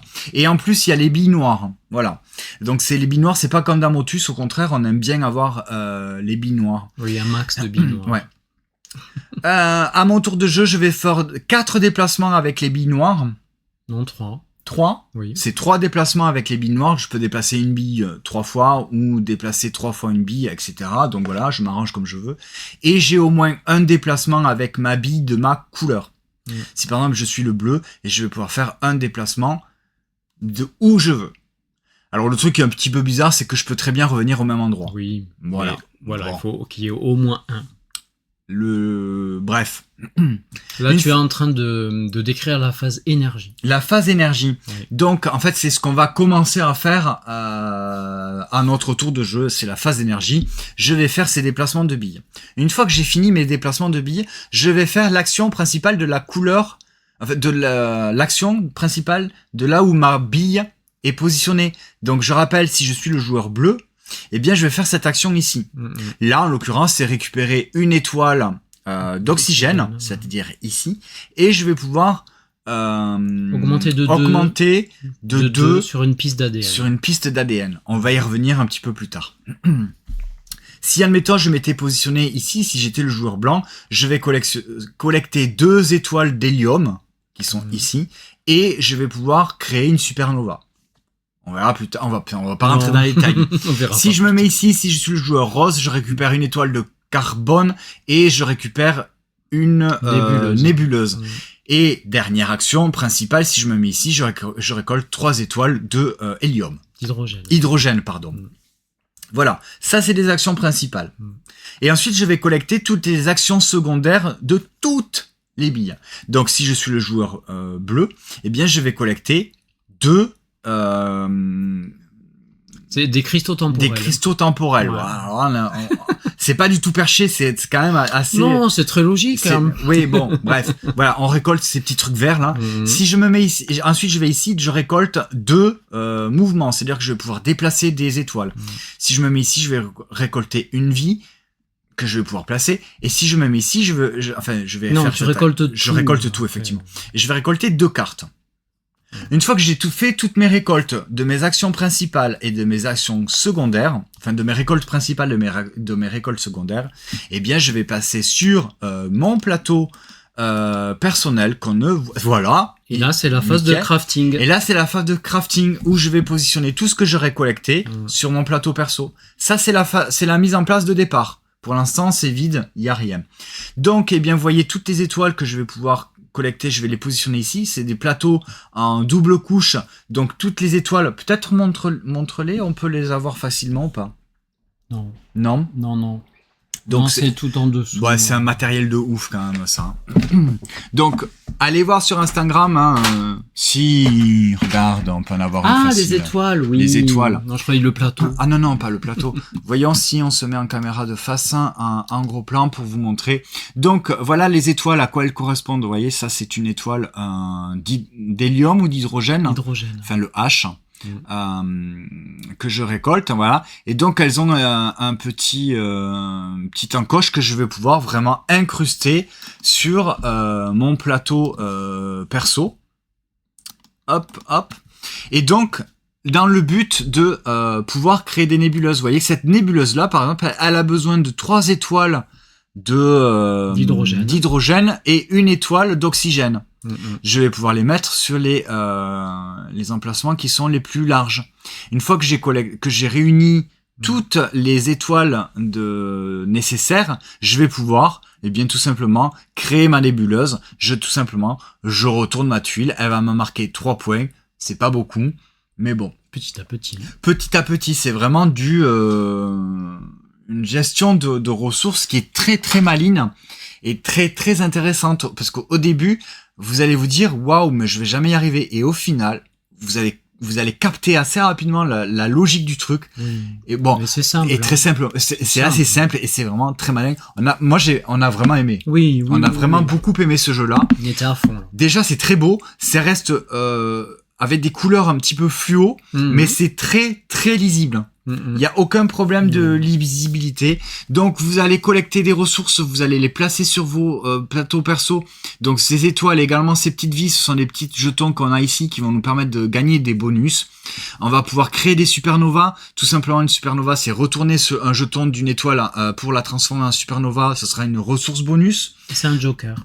C'est un joker. N'importe quel type d'étoile. Exactement. On va pouvoir donc dépenser ce qu'on a gagné ici pour retourner des vies. Ces vies, ce sont des vies de base pour les transformer en vies stables, qui vont nous permettre de gagner des points. Quand on va créer une nébuleuse, eh bien, en fonction de si elle est entièrement entourée de vies, ce sont des petites encoches, on le voit ici, mais ce sont des petites encoches qu'on va pouvoir compléter avec ces vies. Si la nébuleuse que je crée elle est entièrement entourée de vie, eh bien je vais prendre un jeton supplémentaire que je vais positionner sur ma nébuleuse qui va me rapporter des points supplémentaires. Et ce qui est très très malin et qu'il ne faut surtout pas négliger, ce sont les déplacements. Ah oui, ça c'est hyper important. Et ouais, parce qu'en fait quand je vais créer une nébuleuse, je vais devoir déjà me défausser d'une étoile, donc d'un truc comme ça qui a servi à créer la nébuleuse. Mais ce qui est très malin, c'est que je vais pouvoir dépenser les actions de déplacement pour déplacer mes étoiles. C'est-à-dire que cette étoile-là, ok, elle m'a servi pour celle-ci, mais une fois qu'elle est positionnée ici, elle va plus peut-être me servir à grand-chose. Eh bien, je vais devoir la déplacer pour essayer, pour qu'elle aille. Là, c'est une mise en place de départ. Donc, il y a les trois qui sont côte à côte avec une étoile qui sert pour les trois. Mais admettons, optimiser le petit cheminement. J'ai créé celle-là qui est ici. Et là, j'ai une étoile. Mais cette étoile, elle va plus me servir pour rien du tout puisqu'il y a rien à côté. Donc, je vais la déplacer pour essayer de la mener à un autre endroit qui va me permettre de créer une autre nébuleuse. Donc, il y a ça vraiment à en prendre en compte. C'est très très malin, c'est très simple. Ça, il faut pas le négliger non plus, puisque c'est vraiment, ça va nous permettre de gagner des étoiles bonus et gagner de plus en plus de points. Ouais. Donc, la piste temporelle. Voilà, bref, il y a beaucoup de choses, mais en fait, vous voyez, de mémoire, je trouve que ça fait presque sens. Ouais. Il y a une piste aussi, effectivement, on va pouvoir collecter des cartes. Ces cartes-là, on va pouvoir les dépenser pour avoir des actions supplémentaires. Et c'est très malin parce que on va pouvoir, alors on l'a vu ici, là, vous voyez que on le voit pas beaucoup, mais ici il y a des petits bitoniaux en fait qu'on va pouvoir, on va pouvoir y positionner notre jeton à notre couleur, comme on voit ici, là, vous voyez. Ces jetons-là, ces petits bitoniaux, on va pouvoir les enlever pour les mettre ici. C'est-à-dire que ça va améliorer nos actions. C'est-à-dire que si j'ai un bitonio ici à ma couleur, eh bien, je vais, à chaque fois que je vais faire mon action, ma récolte secondaire, et je vais pouvoir en collecter un de plus. Pareil pour les cartes, pareil pour les vies et pareil pour les déplacements. Et ces cartes-là, donc, c'est des actions qui vont être bonifiées ou des actions supplémentaires. Je vais devoir dépenser des cartes pour faire une action, ça fait des actions supplémentaires. Ouais, ça c'est à ne pas négliger aussi. Enfin, dans ce jeu, il y a rien qui est à négliger, tout est important. J'ai pas eu du tout de sensation de frustration. T'as toujours le truc de faire, waouh, tu peux faire plein de trucs, c'est ultra valorisant.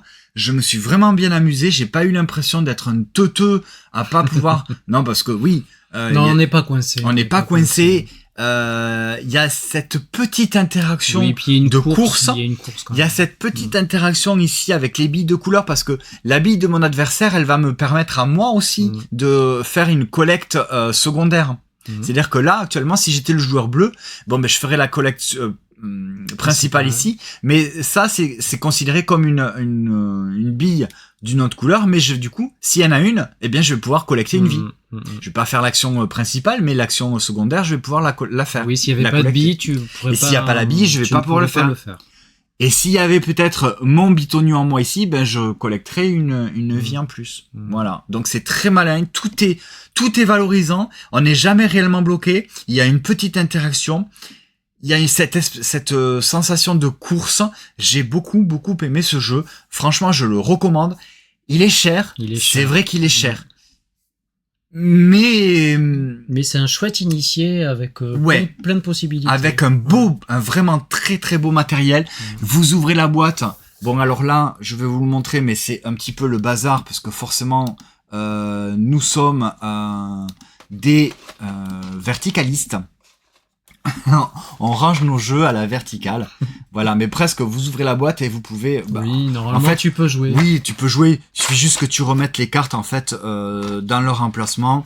Comme ça, tac, tac, tac, tu le mets là. Tu sors un petit peu les petits sachets que tu as rangés et tu peux jouer, en fait. Hein. Voilà, tu prends ton plateau perso qui, en fait, il y a une encoche. Donc, tout le reste du matériel, il est à l'intérieur. C'est top. On a toutes les jetons nébuleuses avec, vous voyez, celle-ci. Si j'arrive à collecter toutes ces étoiles, elle me rapportera 7 points quand je la crée. Enfin, le matériel est ouf. Il est très, moi j'aime beaucoup cet univers un petit peu, cet univers d'univers un petit peu fluo. Mais comme je disais, ça reste très très lisible. Non, puis c'est simple, hein, tu fais des points avec des nébuleuses et tu fais des points en créant de la vie avancée. Ouais, voilà. ouais, c'est relativement plus assez des simple. Cartes objectifs. Alors ça demande juste 2-3 tours peut-être même pas. D'appréhension pour comprendre un petit peu. Mais une fois que tu as compris le truc, c'est que tu vas devoir collecter des étoiles pour créer des nébuleuses. Et ces nébuleuses, une fois qu'elles sont créées, tu vas devoir déplacer les étoiles pour essayer de les amener ailleurs pour créer une autre nébuleuse. Il y a toute cette gestion que j'aime beaucoup, beaucoup. On n'a pas parlé des objectifs. Il y a une rivière de cartes avec des objectifs. En chaque fin de manche. Enfin, petit à petit, ça va arriver. Voilà, c'est ce qui va permettre également de faire un déclenchement de fin de partie avec quelques jetons également qui sont comptés suivant le nombre de joueurs.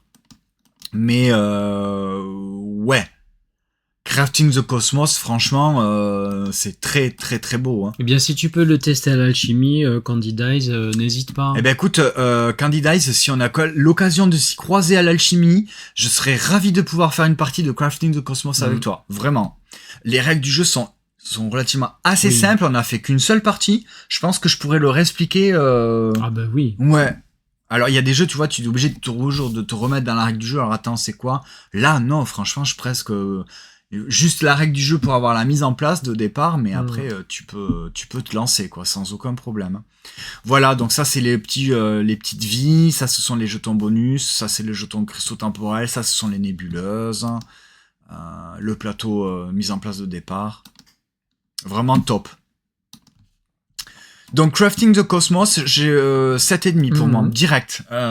C'est un très beau jeu, initié, qui un peu long. Un petit peu parce long. Que sur la première partie découverte, ça a été un peu long quand même. Mais un petit peu long. Oui, à 2, c'était bien 1h45. Oui, facile. Parce que c'était d'une première partie. Je pense qu'une fois que t'as compris le truc, les parties suivantes, effectivement, à 1 heure, tu peux le faire. À 2, ouais. Je pense qu'une prochaine partie, si on y rejouait... 1h15 peut-être. Ouais, pas plus. Franchement, ouais. Donc, très très belle recommandation. On n'a pas du tout parlé de l'éditeur.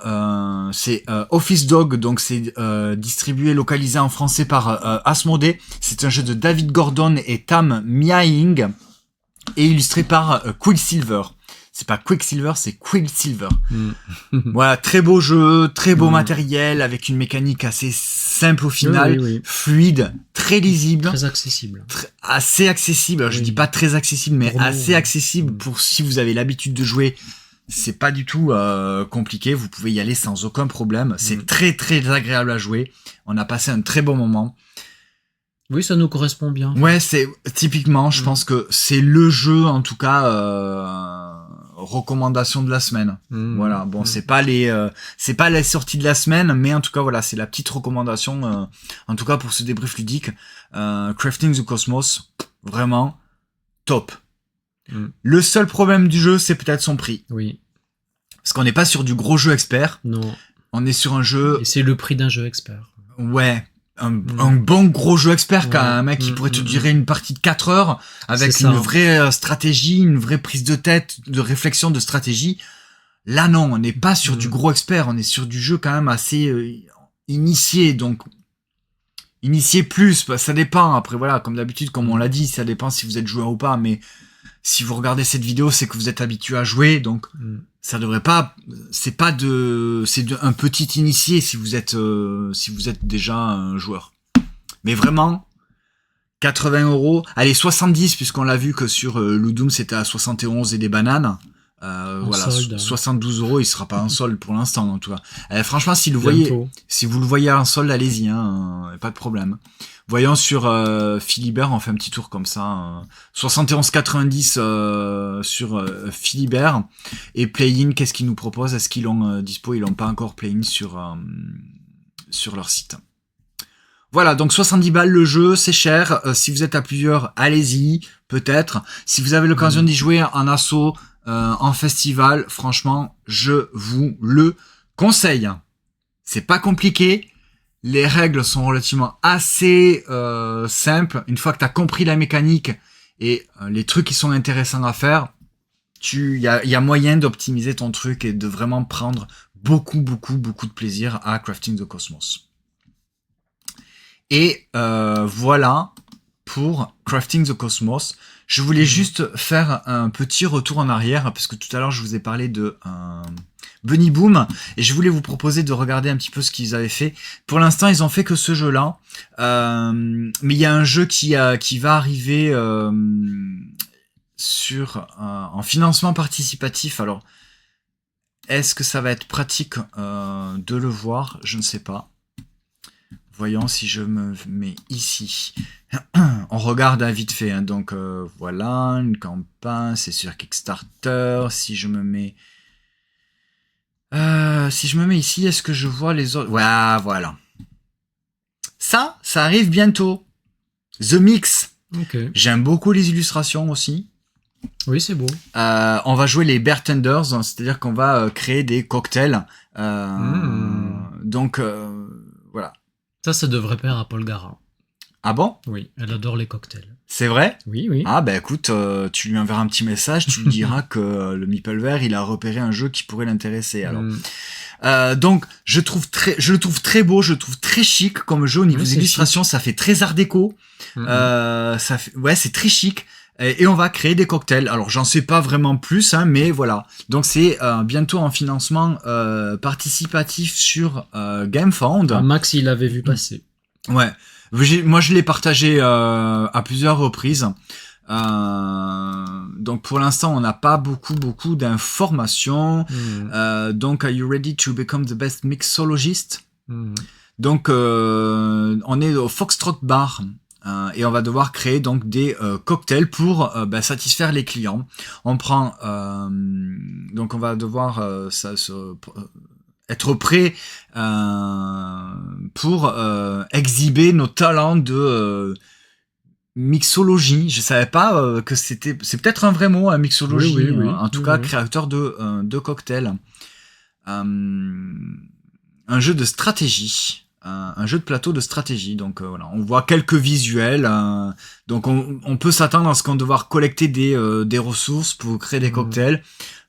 J'ai très envie de jouer à ce jeu. Je pense que je participerai au financement participatif de ce jeu-là. Parce que ça me plaît beaucoup. J'aime beaucoup cet univers, cette illustration art déco, un petit peu dans cette période des années 20. Des années 20, ouais, je trouve ça très beau. En même temps, je suis pas sûr que ce soit réellement des années 20. Ou 30. Ouais. La prohibition d'alcool, enfin ça se passe peut-être pas aux États-Unis. Non, c'est en Angleterre ou. Oui, exactement. Ou en France. Mais c'est très beau, c'est très chic. Apparemment, il y a des dés de couleurs aussi. Ouais, mais j'ai vu un petit peu le matériel, mais on peut regarder là. Non, on voit pas. On voit pas plus. En tout cas, ils ont une page Instagram, donc je vous invite à aller jeter un petit coup d'œil pour voir un petit peu tout ce qu'ils font. Ah non, c'est la DA, pardon. La DA? Oui, c'est pas des dés, c'est la DA. La direction artistique, les couleurs, la tire. Parce que j'ai pas vu de... Non, me semble pas avoir vu de dés. C'est dommage qu'on puisse pas aller voir, qu'il n'y ait pas un lien pour aller sur leur page Instagram. Oui, le côté bleu-vert, c'est joli. C'est beau, hein? Moi, je trouve ça très beau. Donc, on en saura un petit peu plus. Je vous en reparlerai, c'est sûr. Hop là. Et voilà. Voilà, on a terminé pour le débrief ludique de cette semaine. J'ai regardé un petit peu vos commentaires. Donc Candidize, ouais. Si jamais on se voit à l'Alchimie, si jamais le jeu il est dispo, je serais ravi de pouvoir trouver un moment pour pouvoir qu'on puisse y jouer ensemble. J'avais mal lu, Max. Alors Max qui nous dit, tu l'as vu passer, ok, plus d'infos, très joli, la DA des couleurs, m'attire aussi, le côté bleu-vert. Moi, je pense que j'irai dessus. Hein. Il y a, à part si le jeu il coûte 70 €, mais je pense pas. Mais en tout cas, je pense que j'y participerai sans. Ah Max, ouais. tu as bien aimé Come Sail Away. Alors, ce week-end, j'ai joué à Fromage et Come Sail Away, très cool comme jeu. Ok, Fromage, j'en ai pas joué, mais ça donne envie. Oui, hein. parce qu'en fait, il a eu un prix, je ne sais plus sur quel festival ou truc, hein, il a eu un prix. Et Come Sail Away, ok, Come Sail Away, j'avais trouvé ça, j'avais été un petit peu frustré de ma partie où je m'étais chié dessus. C'est très dur comme ça. Mais c'est pas si facile que ça et au final, c'est quand même, il y a quand même pas mal de réflexions à avoir. Mais c'est un très joli jeu. J'aime beaucoup la direction artistique encore une fois de ce jeu où on pourrait comparer ça à une espèce d'Awale en fait, tout simplement, où on va devoir égrener nos passagers sur notre paquebot pour les amener à l'endroit le plus qui va nous rapporter le plus de points possible. Tu as joué à Navoria. Et ça fait un peu flop de mon côté. Je suis un peu déçu malgré la DA magnifique. Et ouais. C'est pareil pour moi, Navoria, ça a été un petit peu le flop. Vous exagérez. Hein.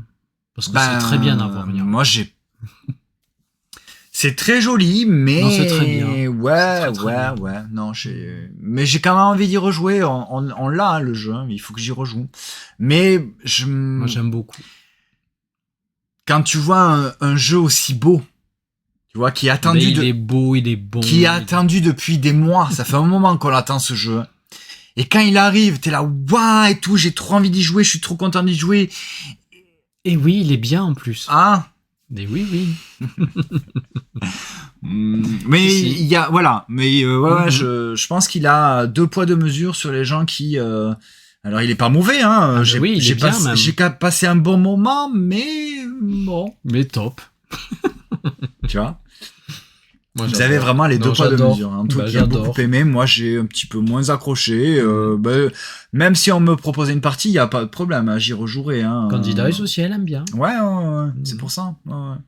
Moi je suis un petit peu passé à côté. Il est très joli, mais bon, c'est encore peut-être, je sais pas. Alors, je vais y rejouer. Il est resté sur sa c'est fin. Pareil, je sais pas vraiment non plus pourquoi, je peux pas vraiment expliquer qu'est-ce que c'est qui m'a manqué ou ça m'a pas déplu, mais il y a un petit truc qui me manque ou je sais pas. C'est très rapide. Je sais pas l'expliquer, tu vois, voilà. Il y a ce côté un petit peu, encore une fois, comme je disais pour Mahajouara, ce côté un petit peu opportuniste. C'est-à-dire que si tu places ton jeton, tu piques la place à quelqu'un qui... tu prends la place, tu prends l'emplacement, et donc tu prends la carte. Et tu prends la carte aussi. Donc, premier arrivé, premier servi, ça me gêne un petit peu, mais c'est le jeu, ma pauvre. C'est le jeu, ma pauvre Lucette, effectivement, Lucette. Voilà. Mais j'y rejouerai. J'y rejouerai parce qu'effectivement, il est tellement beau que je ne peux pas rester sur un avis... pas négatif, mais neutre, comme ça. Il faut que j'y rejoue pour me faire encore un avis, voilà. Est-ce que juste, on pourrait pas, j'ai juste envie, ouais, il y a un truc, parce que samedi, du coup, on était en festival, mais le samedi matin, normalement, il y a les sorties de jeux de société sur Twitch que je fais. Oui. Et là, du coup, je l'ai pas fait. Très rapidement, le sorti du 11 avril, Candy Spiders Leopards. Grosse hype autour de ce jeu. Je l'adore, il est génial. Il est très beau, il est très malin. C'est un petit jeu de pli qui se joue de 2 à 4 joueurs. Il est excellent. Je l'adore. Donc si vous aimez les jeux de pli, franchement, allez-y. Très rapidement aussi, Evolution, c'est une réédition du jeu Evolution avec des illustrations, on va dire, plus réalistes. Evolution, c'est un jeu que j'aime beaucoup, que je dois avoir par là. Avec, vous vous souvenez peut-être de ce jeu-là, avec des illustrations très très fluo, mais également pastel, avec des animaux qui n'existent pas, des espèces de caméléons tout chelous. Un peu étrange. Assez étrange. Si je vous le montre, vous allez certainement l'avoir déjà vu. Voilà, c'est celui-là. Vous avez déjà vu ce jeu-là, tu vois. Moi, j'aime beaucoup ce jeu. Je trouve il marche plutôt pas mal. Il y a eu plein d'extensions. Voilà, celui-là. Mais moi, je trouve ça très fun. J'avais beaucoup aimé la boîte la première boîte. J'avais tenté d'y jouer à plusieurs joueurs, parce que ça se joue jusqu'à 6 joueurs. Ça avait fait un peu le flop, hein. Ouais, la partie qu'on avait faite, ça avait fait un peu le flop. En tout cas, voilà, il revient dans une nouvelle édition, on va dire, avec des illustrations plus réalistes. Évolution, on va créer en fait une espèce animale en fonction de sa taille et de son nombre en groupe. Ça va nous permettre, on va lui donner des cartes qui vont lui donner des capacités pour tout simplement survivre avec en fonction de ses adversaires, des prédateurs, etc., etc. Moi, j'avais trouvé ça plutôt pas mal. Celui-ci, je pense que je vais me laisser tenter parce que j'aime beaucoup ces illustrations un petit peu plus réalistes. Est sorti le 11 avril Flatiron, jeu à 2 joueurs où on va construire ce fameux bâtiment à Manhattan, avec la particularité d'être en fer à repasser, c'est-à-dire que il y a une entrée de ce bâtiment très étroite. Ce bâtiment, vous le connaissez notamment si vous regardez un petit peu le cinéma. Enfin, c'est le bâtiment dans John Wick. 2 boîtes de jeux de Happy Days. Ce sont 2 jeux de plis dans un univers apocalyptique avec des zombies chez Ori Games. Ça, Ouais, j'aimerais bien y jouer. Mais j'aimerais bien y jouer à celui-ci parce que c'est du jeu de pli et donc voilà, on aime les jeux de pli. Alors la thématique zombie, why not? Ça, c'est pas un truc qui m'attire plus spécifiquement que ça. Mais à voir comment ça se joue. C'est un jeu de pli qui a l'air quand même assez un petit peu costaud, hein, pas si facile que ça. 5 joueurs, donc il se joue assez à 2 joueurs. Un jeu de pli rapide. Ok, bon, j'en sais pas plus, mais ça me donne envie. Kelp, le jeu également à 2 joueurs, où un joueur va incarner un poulpe et un autre joueur va incarner le requin pyjama. Il est là. Tu en as fait une review également, donc si vous voulez plus d'infos, vous pouvez aller voir sur Instagram sa review des jeux des livres. Un jeu de cache-cache complètement asymétrique, où le requin va devoir trouver la pieuvre qui se cache derrière des espèces de tuiles de mahjong, et la pieuvre, elle, va devoir se cacher. Donc ce sont 2 mécaniques complètement différentes. La pieuvre va jouer avec des tuiles de mahjong. Ouais, des tuiles de mahjong qu'on va pouvoir déplacer avec du deck building. Ah oui, il y a du deck building. Voilà, c'est ça, je cherchais, mais c'est du deck building, voilà. Et le joueur qui joue le requin va jouer avec du bag building et avec des dés. Voilà. Donc ce sont 2 mécaniques complètement différentes. Ça a plutôt bien marché. Moi, j'ai quand même bien aimé. Moi, je trouve ça pas mal. Après, il y a toujours ce déséquilibre. Il y a beaucoup de ressentis de ceux qui jouent le requin trouvent que c'est un petit peu plus aléatoire et un petit peu plus compliqué. Ouais, faut avoir plus de facilité peut-être de jouer la pieuvre. Chez Yellow, on a Marché VG, un petit jeu de cartes très mignon de collection de cartes et de fluctuation de bourse. On va être tenté d'avoir le plus de points et d'embêter ses adversaires en faisant baisser le cours de la bourse qui est un crack boursier quand tu as le plus de quand ton adversaire a le plus de légumes. Voilà. Ouais. Medical Mysteries New York, service d'urgence, que je pense que c'est un jeu qui est beaucoup attendu. Moi, ça nous intéresse pas parce que c'est un jeu d'enquête, sauf que c'est pas de l'enquête, c'est une résolution, enfin c'est trouver un diagnostic d'un patient et tenter de le soigner, donc à la façon d'un jeu d'enquête, en tout cas, voilà. Tulip, qui apparemment est plutôt pas mal. On n'y a pas joué encore. Je pense qu'on y jouera cette semaine. C'est vrai qu'on a de bons retours sur les réseaux par rapport à Tulip. Donc voilà, qui est un petit jeu de cartes et de collection qui a l'air plutôt pas mal. Donc je vous en parlerai, je pense, la semaine prochaine. Video Game Champion, je sais pas vous en parler. Et Village Pillage, la 3e boîte de Village Pillage. chez Origame aussi. C'est un petit peu comme Evolution, ce jeu-là. J'avais tenté de le proposer, d'y faire jouer, et c'était tombé, mais alors comme un soufflé. C'est-à-dire que c'est pas très fluide et pas très immédiat pour un petit jeu de cartes où tu as envie d'être quelque chose d'assez immédiat. Et Village Pillage, c'est pas très compliqué, mais il y a des petites notions qu'il faut prendre en compte en fonction de si je joue une carte verte, ça va prendre l'ascendance sur la carte jaune, mais l'ascendance sur la carte bleue, mais la carte bleue va avoir une ascendance sur... Enfin, il y a tout un truc comme ça de je te pique des navets, mais lui il va me piquer des navets et c'est lui qui va commencer en premier. Voilà, il y a tout un truc, du coup ça fait une espèce de fluidité qui est peut-être pas au top.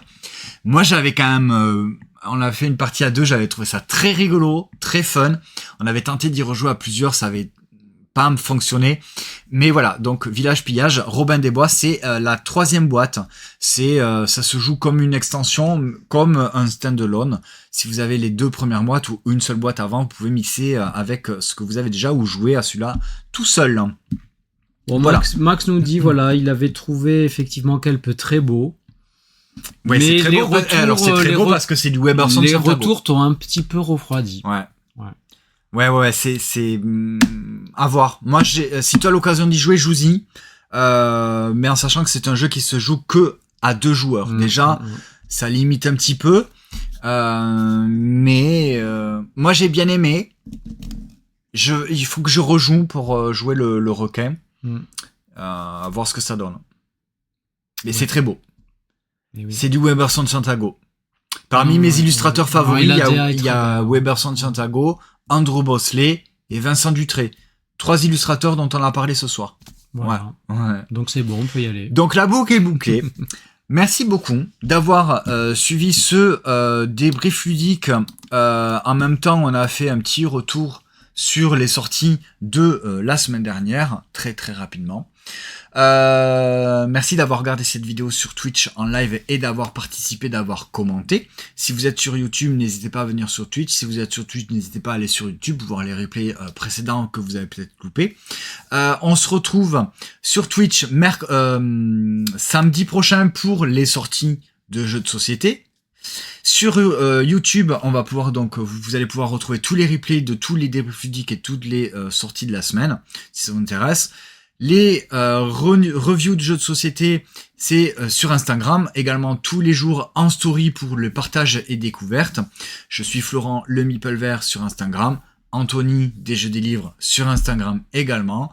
On vous souhaite de passer une bonne soirée, amusez-vous bien. Si vous êtes sur Twitch, restez, on va essayer de voir s'il y a peut-être un petit raid à aller faire. Sinon, peut-être Pénélope, non ? Peut-être Pénélope, je crois qu'elle y est plus depuis le temps quand même. Ah oui.